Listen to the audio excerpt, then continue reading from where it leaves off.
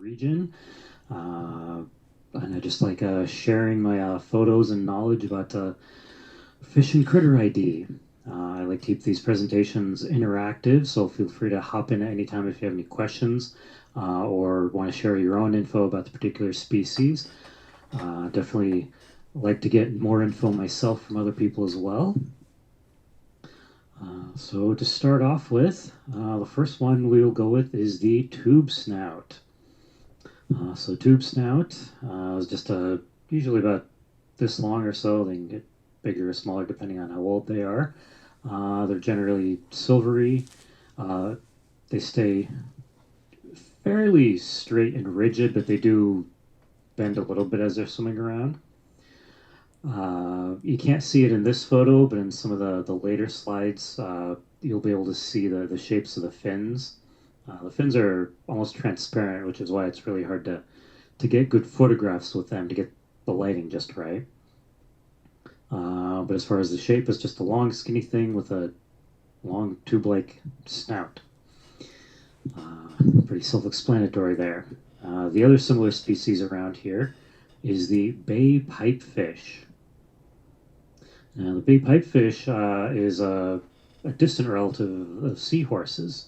So if you imagine taking a seahorse, uncurl it so it's straight, and stick it horizontal, that's kind of what you've got with the bay pipefish. Now these guys can get a bit longer than the tube snouts, but you'll generally see them a lot more snake-like as far as their body positions. The tube snouts are generally up off the bottom. Frequently you'll see them schooling. Sometimes you'll even see them in schools of several hundred around. The bay pipefish, all the times I've seen them, are all just solitary. The coloration of the bay pipefish can vary quite a bit, from kind of greens to reds to browns, but they generally don't have the silvery sheen that the tube snouts do. But otherwise, they do have a very long, skinny shape to them with a tube-like snout there. So here we have a couple side by side. So you can see that the tube snout is very arrow straight, whereas the bay pipefish is kind of curving around. You can just barely make out the fins on the tube snout here. It's more of a triangular shape in the middle there. But I've got another slide that explains that a little better right here. So here's some diagrams of the tube snout next to the bay pipefish. So if you're actually able to get close enough and the lighting's right and the visibility's right, you can tell them apart by their fins. So tube snout, the dorsal fin is this kind of triangular shape, whereas the bay pipefish has a kind of longer rounded shape. And then also with the tail fins, the bay pipefish has just a single rounded tail fin, whereas the tube snout has the notched, more typical fish type tail fin. So you've got a side by side to give you a better idea of what they look like. There's another couple of shots. Another interesting color variation on the bay pipefish. Is that a male or a female tube snout? No idea. Said it on the diagram. I don't know how they tell. Spots? The blue spots? Could be. Or the orange fin, whether that's always like that or if it's during mating colors. Yeah. I don't know if you're going by the spots, it could be female. What? Oh, I guess I don't know my symbols very well. Oh, wait, no. Sorry. You're right. I had them backwards. Okay. So the bottom one's the male, the top one's the female. So yeah, then that one could potentially be a male. Yeah. Interesting. I generally don't get close enough to be able to tell very well. The tube snouts, especially when they're schooling, they tend to stay away from divers. But if you happen to be near a school of tube snouts, you can take your light and just kind of flash it at them, and you'll see them kind of dart a little bit away from the light, like many of the smaller schooling fish. And hopefully we won't confuse everyone too much. Somewhere rare in this area is the Tube-nosed Poacher.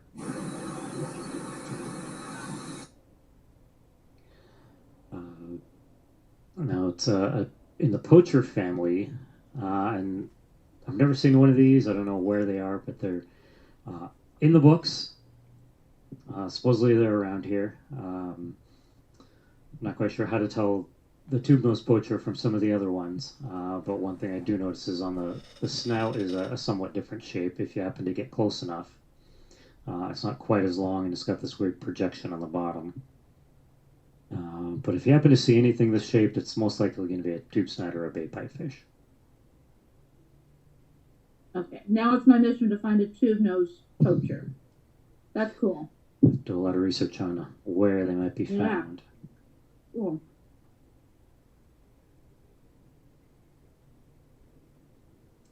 So next we have the Pacific Staghorn Sculpin.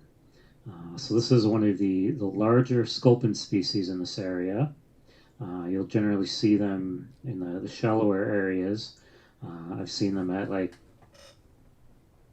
10 or 15 feet at Edmonds, and I've seen them at in 3 feet of water at Les Davis Pier. Generally around the sand or around the rocks. They're kind of a typical sculpin shape, although the head is kind of more flattened and projecting forward. You can't see it in most of the photos, but on the corner of the gill cover, there's these kind of spiky projections, which is where it gets the staghorn name. The skin is going to be this mottled coloration, generally browns and greens and grays. And the fins, the pectoral fins get very large if they spread them out. And the similar looking one is the Plainfin Midshipman. Now this one can get, I'd say, a little bit bigger than the Pacific Staghorn Sculpin, but generally when I see them, they're similar sized. Now the Plainfin Midshipman has a very similar body shape, but the skin texture and the coloration is always going to be this grayish, silverish color. And you can't see it in this photo because of all the debris and the poor visibility, but along the sides, you can sometimes see very distinct silvery dots, which some people describe as the buttons of the midshipman.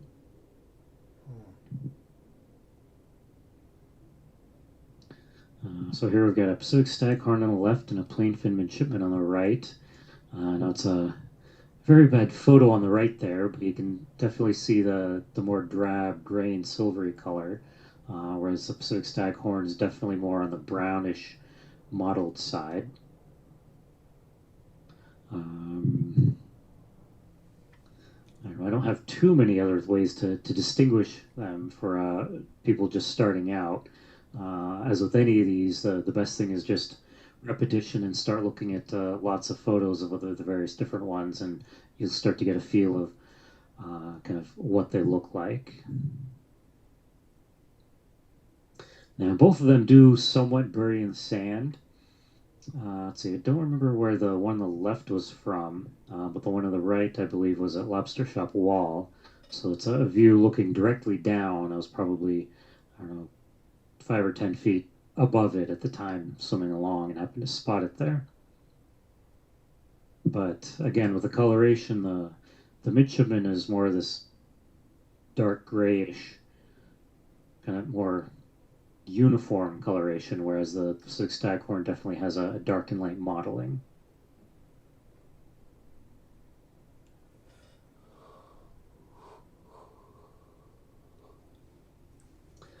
Then we have the snake prickleback.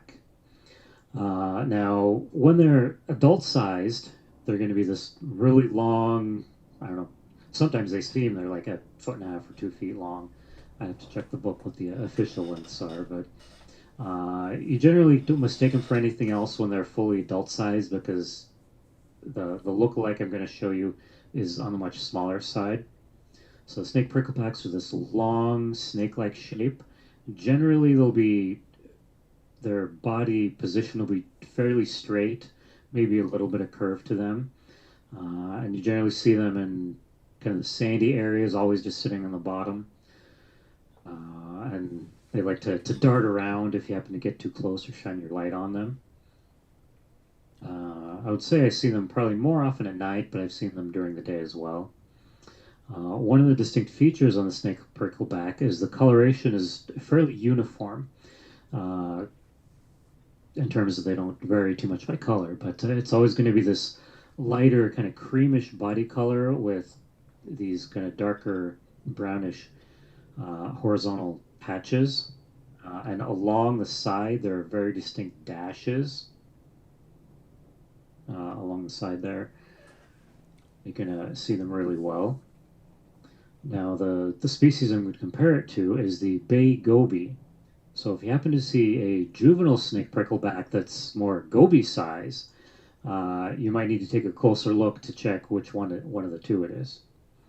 Now, the bay gobies are much less commonly seen around here. And again, the coloration is very similar. You've got the lighter cream-colored body with the brownish mottling and fairly distinct dark dashes on the sides. So the coloration is very similar. And as I said, if you've got a younger snake prickleback that's on the shorter side, the body shape and size could be very similar. So some of the ways to tell them apart is the first one is the dorsal fin. So you can't see the dorsal fin on the snake prickleback in this one, but I've got another diagram in one of the next slides. But for the bay goby, like all gobies, their dorsal fin is split into two parts. So it's got a shorter front section and a longer tail section there. Whereas on the snake prickleback, the dorsal fin is one long continuous one. And in this photo, you can sort of see that the snouts are somewhat different. The bay goby is a little shorter and squat in the face there, and the snake prickleback is a little more kind of spread out and more duck-like. So the snake prickleback here is probably not the size you're going to confuse with the bay goby, but definitely on the smaller side there. So here we've got the diagrams. So there you can see the long single dorsal fin of the snake prickleback, whereas the bay goby has the two. So that's I guess the easiest way to tell them apart is take a look at the dorsal fins.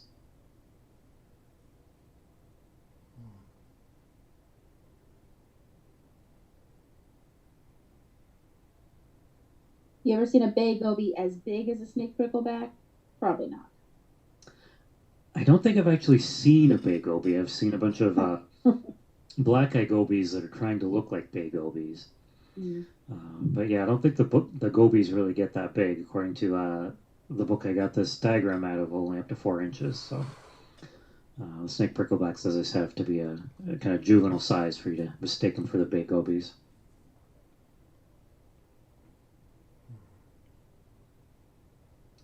So here we have the Scalyhead Sculpin, which comes in a wide variety of sizes and shapes and colors. So the particular one I'm going to be looking at is an adult male Scalyhead Sculpin that happens to be this bright red color. So the adult male Scalyhead Sculpins will generally have the same body shape, very kind of robust shape, big mouth, big head, very thick, big lips. Now the Scalyhead Sculpins in all ages come in all kinds of colors, but I have seen a few that are this bright red coloration. So this particular variation of the Scalyhead Sculpin is what I'll be comparing to its lookalike. Now, some of the features of the Scalyhead Sculpin that'll help you distinguish it is on the forehead, kind of in between the eyes, more towards the front. It's got these very large branched cirri. Those branched cirri are one of the distinguishing features of the Scalyhead Sculpin, how large those are. Some of the other sculpins have other similar cirri in those locations, but it's one of the features you can use. So here the right now they're kind of crossed, but they're two distinct cirri. And also with the Scalyhead sculpin, it's one of only a handful of sculpin species that have these kind of stripes through the eyes. So kind of right there.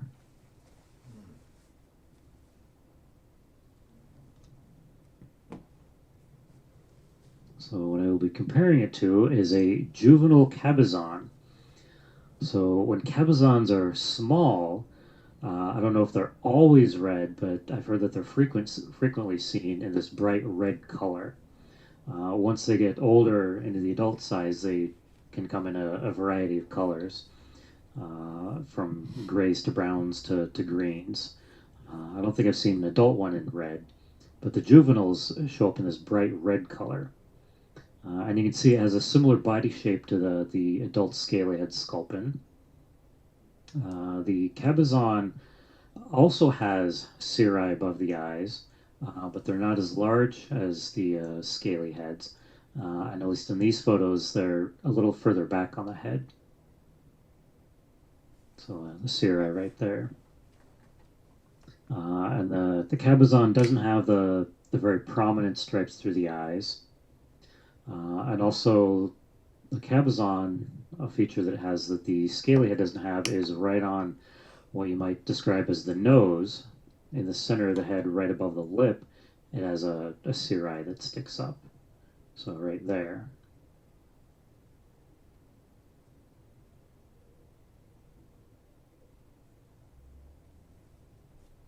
I've never seen a scaly head that's red.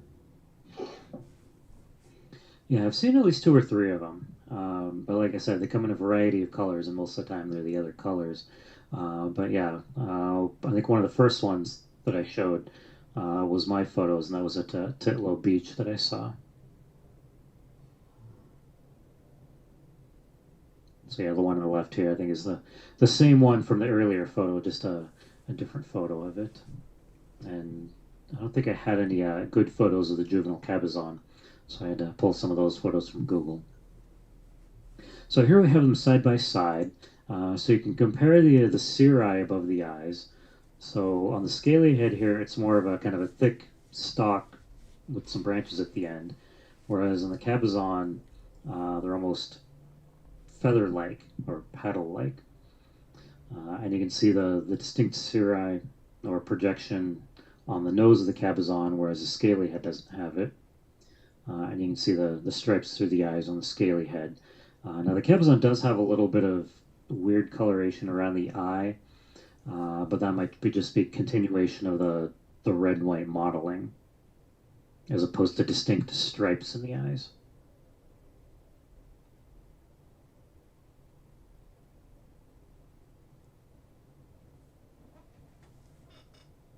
And next we have the northern Ronquil. So this one, sometimes if all you see is the head poking out from underneath something or out of a hole, you might mistake it for a black-eyed goby. But if you can see more of the body, you can definitely distinguish it from them. Although that's not what we'll be comparing it to.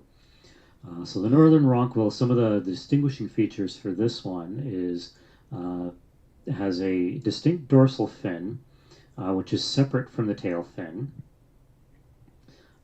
The coloration varies a little bit, but it's generally going to be this kind of light gray to this yellowish, almost light greenish color.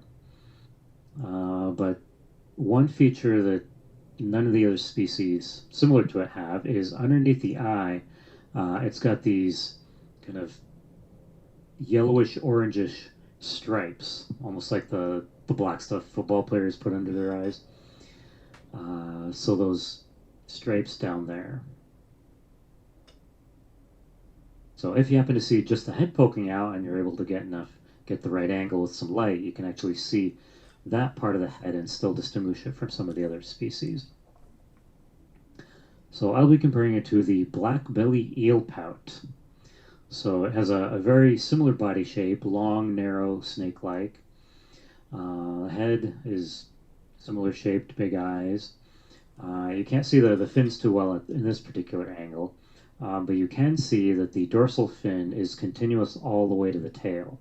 so it doesn't have a distinct separate tail fin. And the Blackbelly Eelpout is fairly consistent, the ones that I've seen, as far as the coloration. So it's always going to be this kind of darker kind of skin tone. And supposedly on the bottom, it is very dark, which is where it gets the name Blackbelly Eelpout. But generally, all the times I've seen him, you can't really see the belly because they're generally sitting on something and you can't get the right angle. So here we have the two side by side.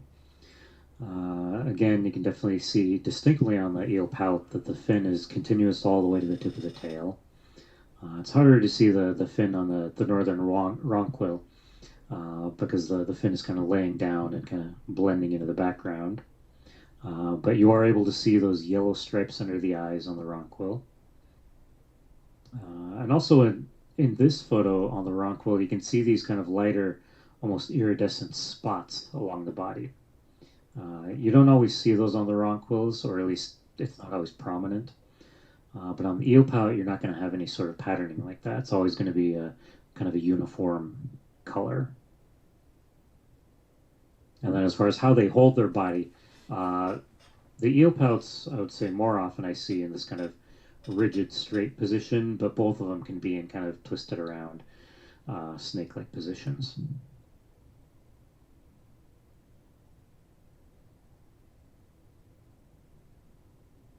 So here we have the two side by side in the diagrams, and you can get a clear view of the difference in the fins there.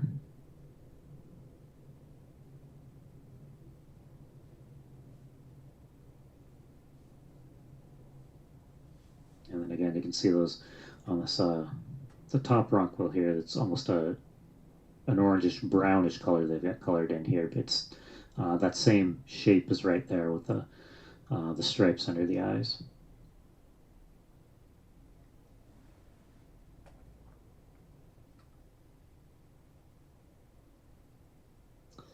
So the next one is the white-spotted Greenling. So the Kelp Greenling is the one you're more likely to see around here. What's the other one? There's the Kelp Greenling, the white-spotted.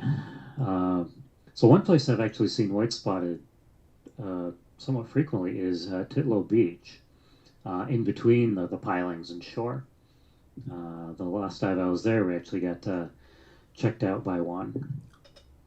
So this is the typical coloration of a white-spotted Greenling. Some of the ways to distinguish it from the other Greenlings is this kind of brownish, creamish mottled color with all these tiny white spots everywhere. Well, that's not the only feature to look at. You can't see it too well in this photo, but at the front edge of the dorsal fin, there's a dark spot that the white-spotted Greenling has. And even when it's in other color phases, you'll still be able to see that white spot, or that black spot there. And also on the face, radiating out from the eyes, it's got these kind of lighter stripes. So that's where the black spot is I was talking about. And then those stripes radiating out of the eyes. So what I will be comparing it to is either juvenile or subadult male Kelp Greenling. So in the bottom right there, you've got your typical coloration of the adult male Kelp Greenling. But when they're younger, they've got this more kind of camouflage mottled patterning, which probably helps them hide from predators better, I would imagine. But you can see that the color patterning is very similar to the white-spotted Greenling. But something you can see is that the front of the dorsal fin, Steve, you're just coming in as a garbled noise. So, the Greenling, that's off the Puget? I'm still not hearing anything, Steve. Maybe better to switch to chat. So type in your question there, and I'll check that out. So also in the face of the Greenling, It's got kind of this white band going straight through the face, and this one just under the eyes. You can kind of see a broken stripe pattern on the adult one. But you can see it a little more clearly on the subadult there.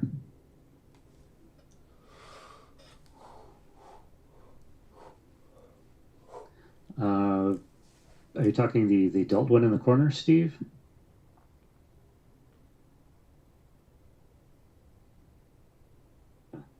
Check my book again.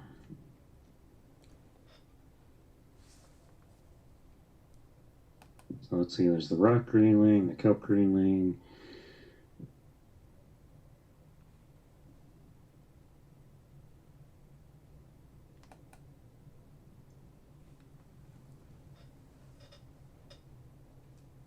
So let's see. Yeah, I'm not sure if the females are similar looking when they're subadult, but at least according to this book, there is what's labeled as a subadult male that looks similar to my photo. So I guess there could be some question whether the subadult shown here is a male or a female, but it's definitely not one of the adults, partly from just the size. I distinctly remember seeing this particular one. It was on the shorter side.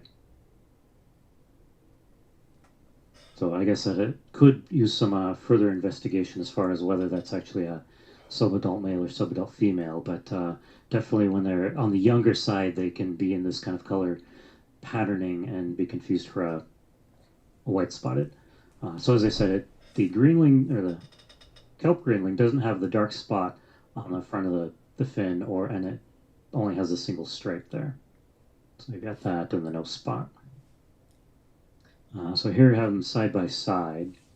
So you can see the distinct spot on the white spotted greenling and no dark spot on the kelp greenling.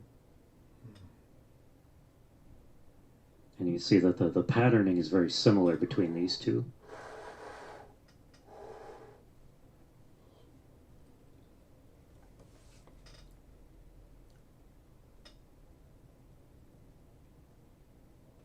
So on the left there is one of the other color phases of the white spotted greenling.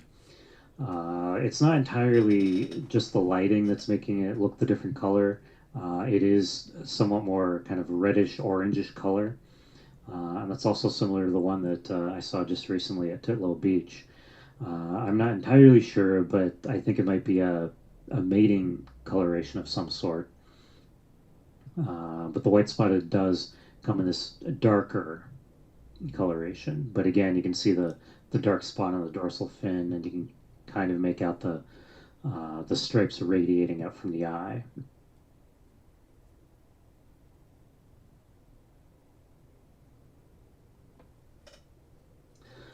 So here is a Puget Sound rockfish, which is fairly common around here, though not quite as easily found as, say, the copper or the quillback.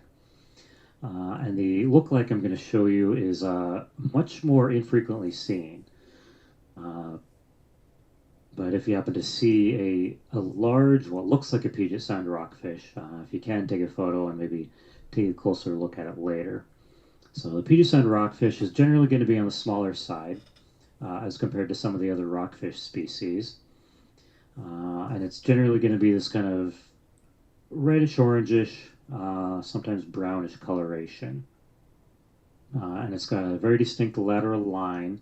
And on this one, it's going to be a very thin lateral line.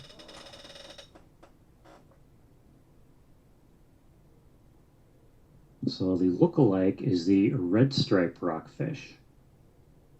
Now, the Redstripe does get larger than the Puget Sound rockfish. I don't recall what the exact larger end of the range was, but I think they can get closer to, say, a copper rockfish size. And if you see one that size, it's probably not Puget Sound rockfish. But when the red stripes are smaller, they look very similar, as you can see, to a Puget Sound rockfish. In terms of the coloration, they're going to be this kind of orangish color. There's not too many good ways to tell them apart. One is that the lateral line, the lighter shape, is slightly wider, if you can actually tell the difference between the two. And then the red stripe also sometimes might see kind of a greenish tinge to the bottom somewhere. So this is one that I happened to spot at the Muckle TOT dock. Had my dive buddy snap a photo and looked at it later because I knew the red stripe existed somewhere, but I believe they're generally on the deeper side and very infrequently seen by divers, from what I hear. And looked it up on my book and thought, hey, this might be a red stripe. Sent it off to Jen and Nichols at Reef, and sure enough, found a red stripe rockfish. So here we've got the two side by side. So as I said, the light whitish lateral line is generally narrower on the Puget Sound, and it's hard to tell between the two photos the scale. But the Puget Sound rockfish in this photo is going to be on the smaller side, whereas the red stripe is kind of in between what you would expect for a Puget Sound rockfish and say a copper rockfish. Only you, Edgar, would actually know. Yeah, the only reason I knew is because that was one of the species in my stack of flashcards that I was studying when I was studying up for my level 4-5 test for reef. Even though divers don't see it, it's deep. Is it common, but just deep, or is it not that common either? Do you know what I mean? Like, is it prolific? Yeah. But my guess is it's not that common. I've never heard of it talked about when they're talking about like fisheries and which species people generally catch or which ones need to be protected and stuff like that. So I've never really even heard it talked about. So I would say it's probably one of the less common species.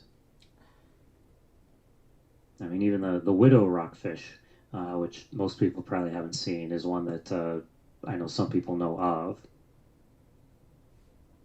So that'd be a comparison of kind of frequency of seeing them.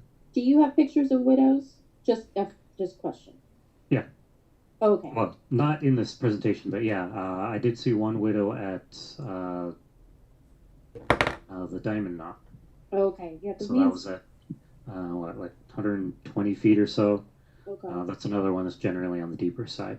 Yeah, me and Scott were seeing them in Canada, off Barkley Sound. I don't think I'd ever seen them, so I think, yeah, cool. So I kind of wonder if one of the reasons these red stripes don't get identified very often is because they can be found schooling with Puget Sounds, and it seems like it's very difficult to tell these two apart if you don't look for the points you noted, and then that modeling on the Puget Sounds on the belly.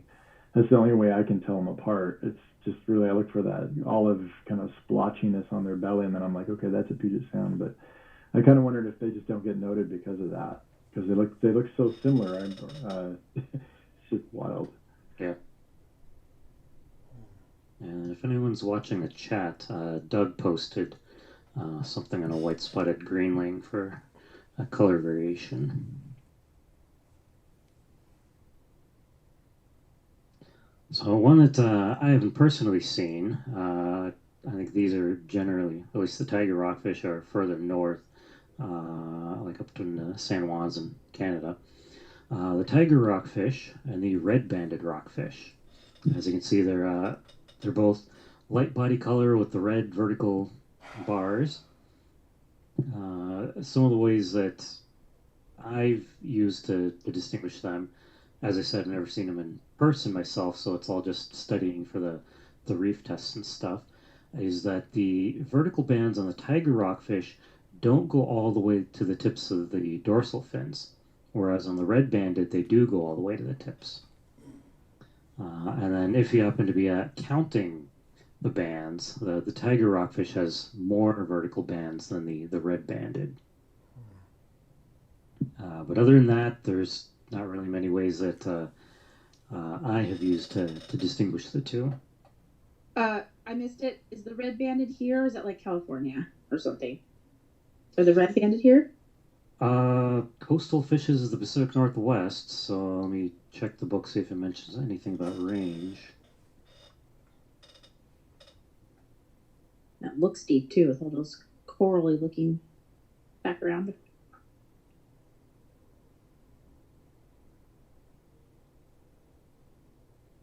Is Nia Bay considered north? Because I've seen tigers there, tiger rockfish there. Or Yeah, I'm wondering about the red-banded. yeah. I've never seen the red-banded. Tigers, yeah, I think they like north. We see them in Canada a lot, like guaranteed. Yeah. Mm-hmm. Yeah, the distribution on the tiger rockfish is listed as Southern California to eastern islands in the Aleutian chain, so all along the coast. For some reason, I'm not noticing the red banded in this book, but yeah, that is one that I know I studied for my reef test, and I created my study set from the reef database. I pulled up something like the top 150 or 200 species seen in the Pacific Northwest region. So it was somewhere near down the bottom of the list, but it has been spotted in the greater Pacific Northwest region as far as how reef tracks it. Very cool. So yeah, generally you're going to see tiger rockfish, but be aware that there is this red banded out there somewhere. But it could just be out on the coast or even down in Oregon or someplace that may not even be anywhere near where we're diving, but somewhere in this larger area.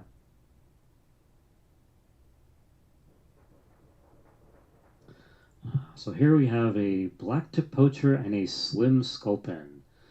So these are more examples of ones that I have not personally seen, but in my studying reef species, I noted that they're very similar looking. Unfortunately, both these photos, their dorsal fins are laying down, and the fins are one of the ways you can tell them apart a little better.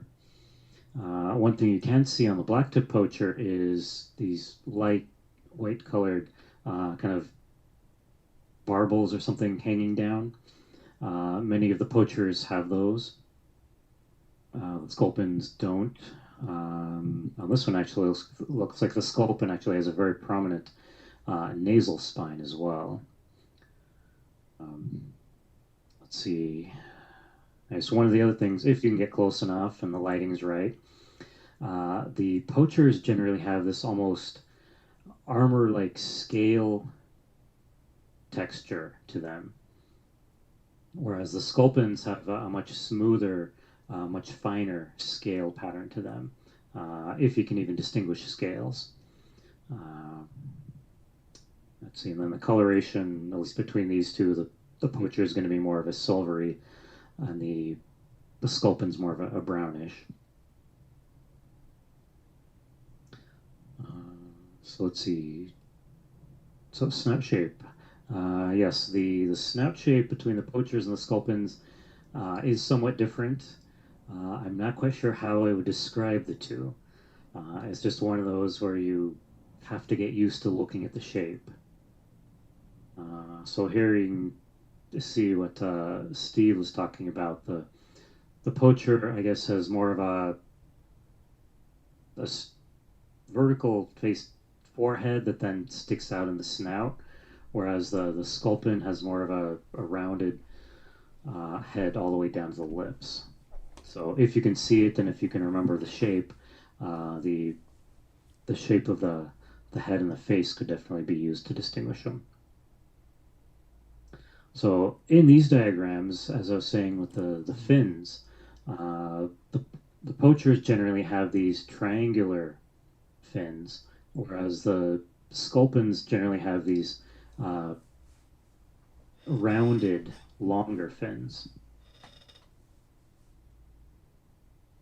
So similar to the gobies, where they have the two dorsal fins. So if you can see the fins, the dorsal fins up, and you can see this much longer second dorsal fin, you'll know it's one of the Sculpins versus one of the Poachers. And you can kind of see here, especially along the vertical edge where they've got the almost like plates as opposed to scales that seem to be kind of projecting out. So that's the kind of armor-like texture that I would describe with most of the Poachers.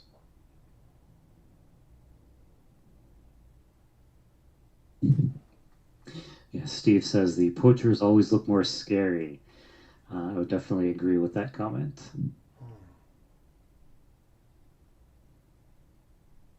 So another pair, as I said before on some of the other ones, is ones that I have not personally seen, but have been noted in the greater Pacific Northwest area.